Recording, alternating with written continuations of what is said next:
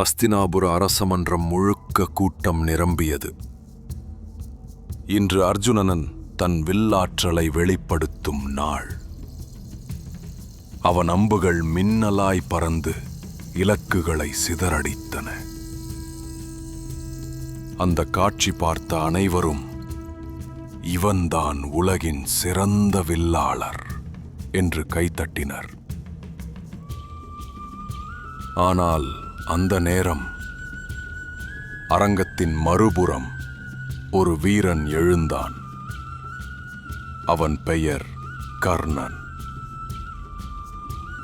அவனது முகம் தீயைப் போல, கையில் வில் மின்னியது. அவன் சொன்னான், இவன் மட்டுமல்ல, நானும் இதையே செய்ய முடியும். அவன் அம்புகளை ஏவினான்.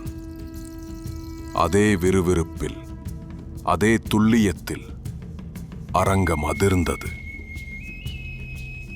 ஆனால் அப்போது குருக்கள் பீஷ்மர், துரோணர் அவர்கள் கேட்டனர், நீ எந்த குலத்தில் பிறந்தவன்?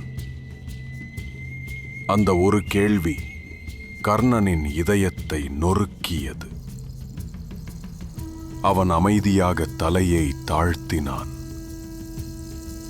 அவனது வலது கையில் இருந்த வில் மெதுவாக கீழே விழுந்தது. அரங்கம் மௌனமாயிற்று. அந்த மௌனத்திலே துரியோதனன் எழுந்தான்.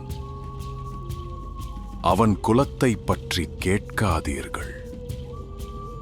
இவன் தன் வீரத்தால் அரசனாக நிற்பவன் என்றான்.